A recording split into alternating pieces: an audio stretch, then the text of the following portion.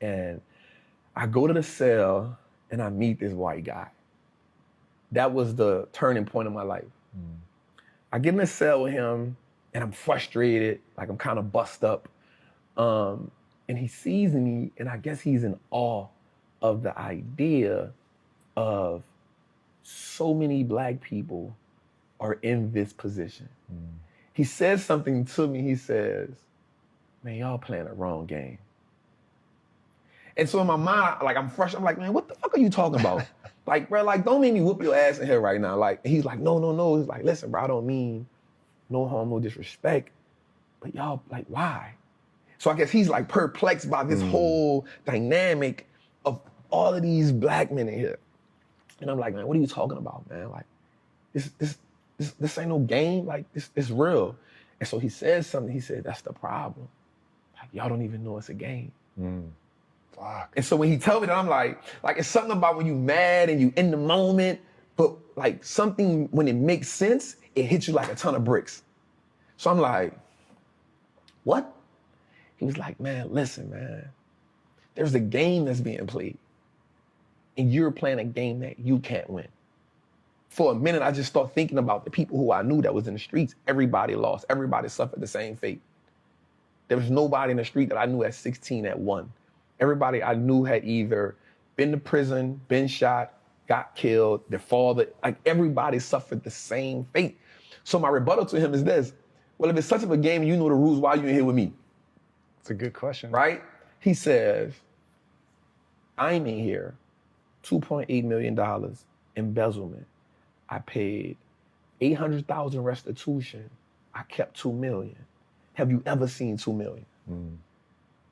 I'm like, man, get the fuck out of here. You fucking lying. So one thing about prison and in jail, you can show your paperwork. Like, you can lie all you want, but your paperwork tells me. So I said, let me see your paperwork then. So in New Orleans, I had a red band. So a red band means attempt murder, armed robbery, kidnapping, carjacking, violent offense.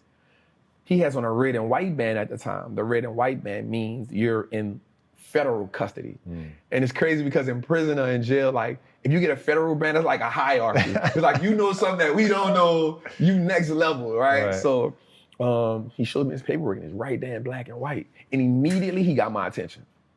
Because the red and white band makes me respect you at a different level at 16, but then when I see it in your paperwork, I had never seen $2.8 million written down nowhere. Right, so that changes my idea, like, damn. So tell me, how do I do what you do? So how do I do that? And he was like, nah, it's not even about that. So he tells me the first three things was, he said, listen, man, wealthy people do three things, man. They stop trading time for money. They make their money work for them. And they give as much value to people as they can. I want to stop you there for a second. I know where you're going with this. We're going to go there. But one thing I love about your fucking story, dude, you don't say one thing that white people do is one thing that wealthy people. Getting people to see that, to me, that's the game, is recognizing that this isn't, it doesn't break along racial lines the way people think it does. And my time working in the inner city showed me this is not about that. But this is about class for sure, and getting people to understand that they can move between classes. That's the fucking game. Sorry, I just had to say that's so important to me. Shift. There is a shift, but there's the exposure part. So like just coming up in the streets, you only see the game from the lowest level.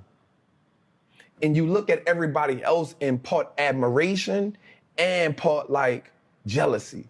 Because you see it and you're like, damn, I'll never get there. Right? And so the only way that I think I can get that is through sports or hustling. That's it. That's the only, or rapping. Those are the only three options that you have. And so you make a decision on which way you want to go, right? And so you look at it from like, damn. And so me, I'm at the time like, man, I can't rap. Damn sure I can't play sports. So hustling is what I got. You limit yourself, and nobody comes along and teaches you anything different. So give them those three things again that wealthy people do. So he said, wealthy people stop trading time for money. They start making their money work for them, and they give value to as much value to people as they can. The caveat, I mean, we got a little deeper into that. He said, the reason why you give people so much value is because if you give them so much value, they'll never leave you and they'll always be there for you. And you will never need for anything as long as you give value to people. And so I learned that as I got older. That part really didn't make sense to me at the time, but the money working for you part, and I was like, how do you make your money work for you? Again, all I know is how to go get money. That's all I know. So later on in that, he says wealthy people do 3 things. So we in the cell for about 45 days. So all of his conversations, now that you said, it never was black or white. Every conversation with him about money and transition was always wealthy people do. It wasn't white people do, it wasn't black people, it was always wealthy people do this. Right. Wealthy people do this. And I was like, damn, and now that you said that, this now makes sense to me again. So he says, wealthy people, first they get into stocks, then they start a business, and then they get real estate. So when people ask me, how did I get into stocks? It's because I followed that rule. I was like, first, if you would have said real estate, business, I would have been the real estate trap. But he said stocks first, and I was like, damn. And so I just, my rest of my time in prison, I wanted to be that.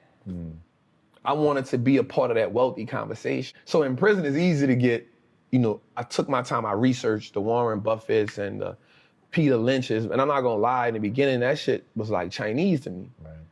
Right? This is a foreign language. And so what happened to me was it started reminding me of being in the streets. Everything about it. And I heard this term one time that said, the real gangsters are on Wall Street. The real gangsters are in the government. And I was like, damn. And so once I started getting into the stock market, I want to fuck